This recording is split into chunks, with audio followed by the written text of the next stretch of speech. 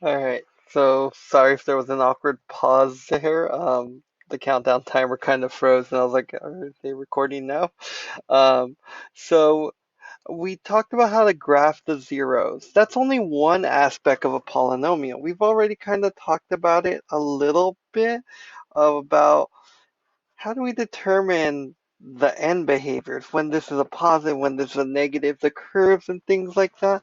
So we're going to talk about more of those key features of polynomial functions in this lesson. So let's get into it. So our objective for this lesson is going to be um, interpret the key features of polynomial functions through graphs, through tables and graphs. So we're going to be able to kind of help figure out like the degree of a polynomial, the highest power, in other words, um, how many rates of change through just looking at a table or a graph. So we're going to be dealing with the graphs of these functions. Obviously, you guys can tell by the length, it's probably going to be a 2 or 3 part video. So bear with me on that. I'm sorry this is coming out so late in the week. I have the other videos to record. So when we're looking at this, we want to plot all the zeros. So when we're plotting all the zeros, we first need to see if there's anything we can split this up into. So I'm going to try factor by grouping.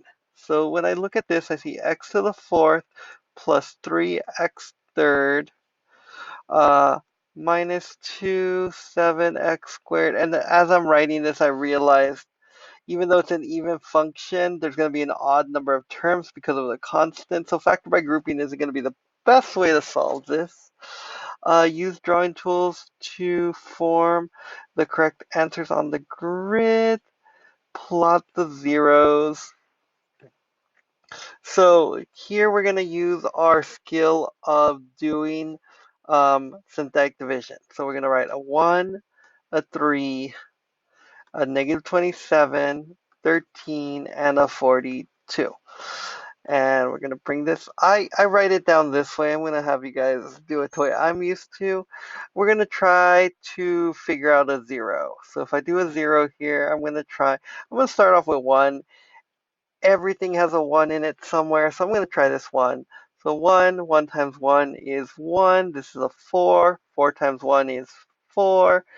Negative 23. This is negative 23.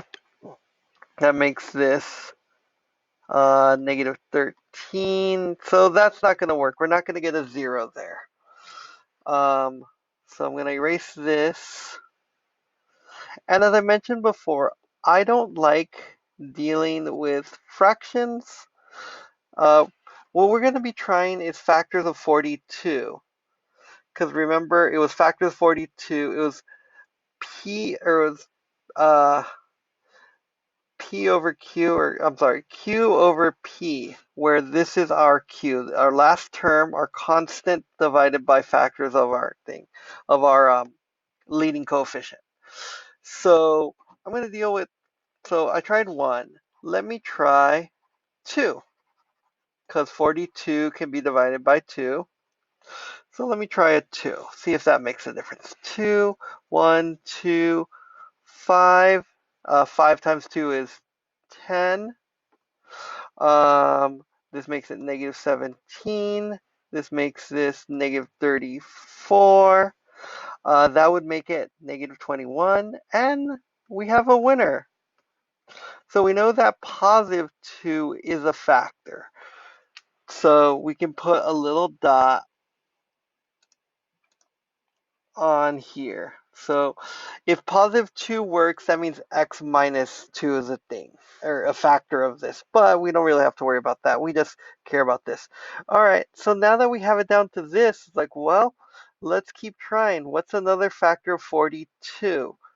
Well, ironically, 21 is, because 2 times 21 would work, but 7 would also work, because 7 can go into 21, which means it can go, and since 21 goes into 42, we're going to try 7. So I'm going to try 7 here,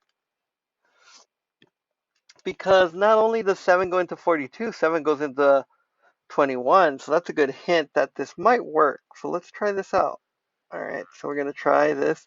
7, 1, 7, 12. Ooh, that's a big number already. Let's see what we got here.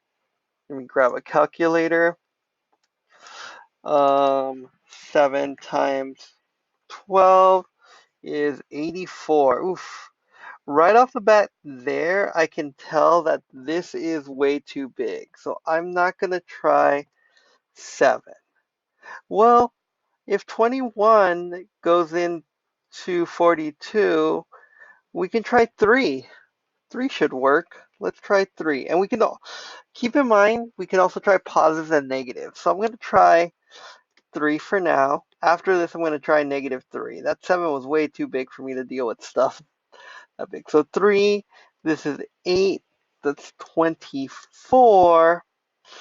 That'll give me, oof, what's that? 8, 7, 7.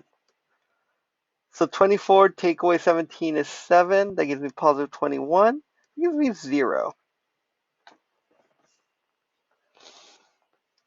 All right.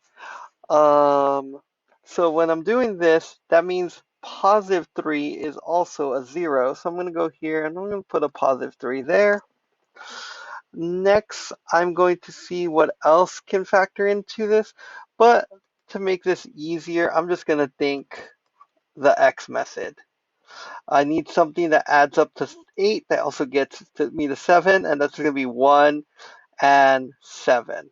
So that's X minus 1. Remember, factoring is kind of the opposite. X plus 1, X plus 7. So that means that my factors are, my zeros, I should say, my zeros are -1, oops, go here, point, -1 and -7. So you want to reduce this down as best you can, and then you can start factoring at that point. I might have been able to, no, I couldn't. I was like, could I have done something to make this easier by factoring by grouping, but I don't think I could have. So let's see what we got here. And that's correct. So you see here, they tried 2 first, then they did the -1, and after that we could just factor it. All right, so let's get into other key features here. So again, watch the introduction at your own time. Polynomial functions in the real world.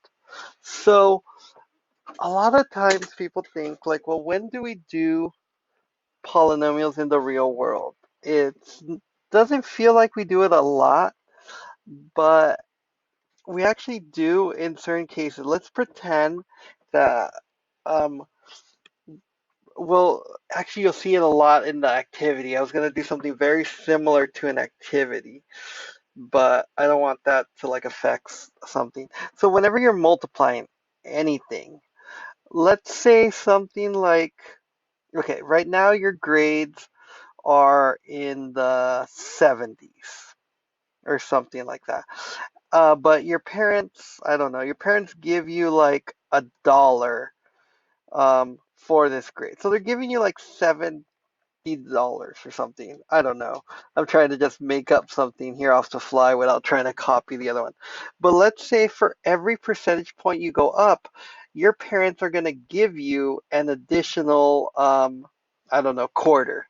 So what we're doing here is we're saying X plus 70. So for every point you go up,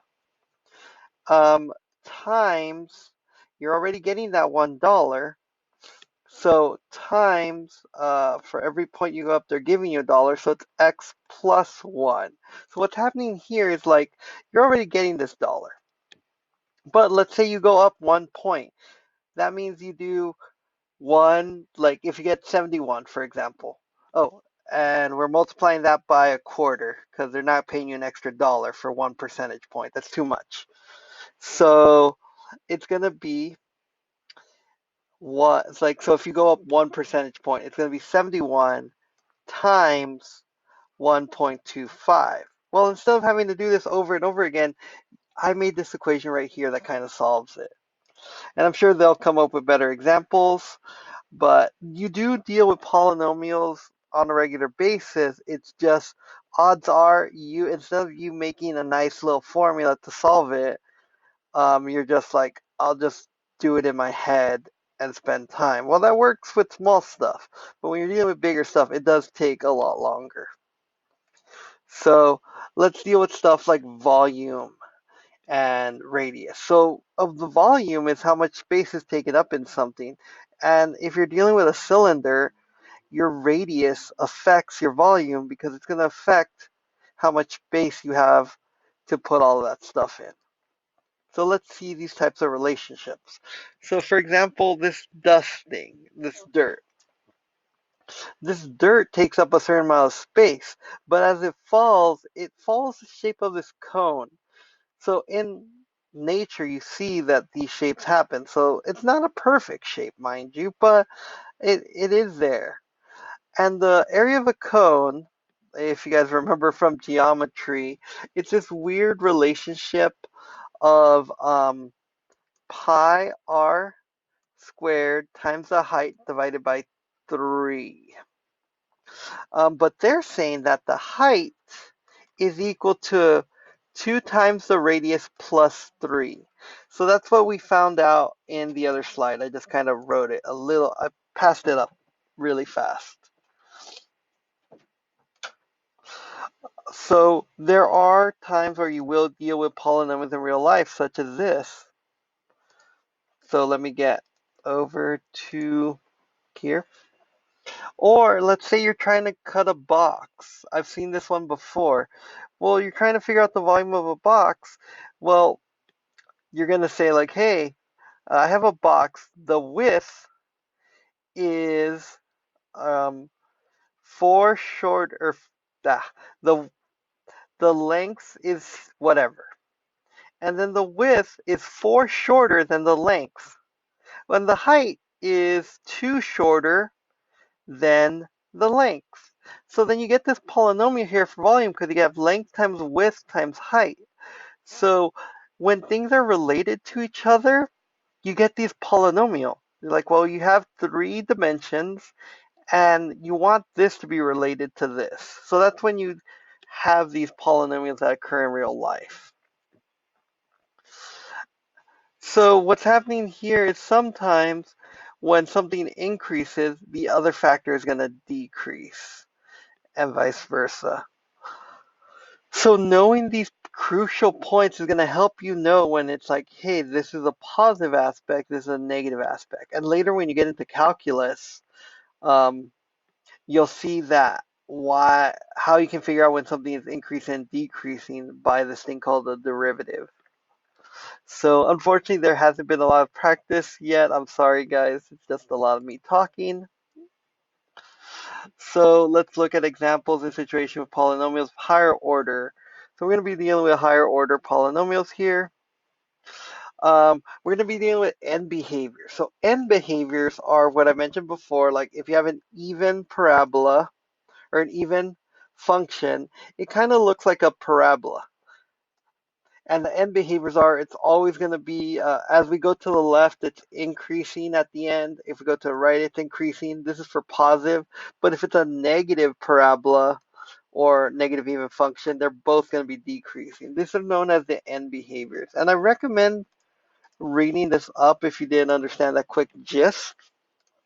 Also, domain restrictions. Sometimes you can't have all things available. All right. So, and the other one is domain restrictions because sometimes we don't have those domain restrictions or we don't have the ability to go through an entire domain. So we will be,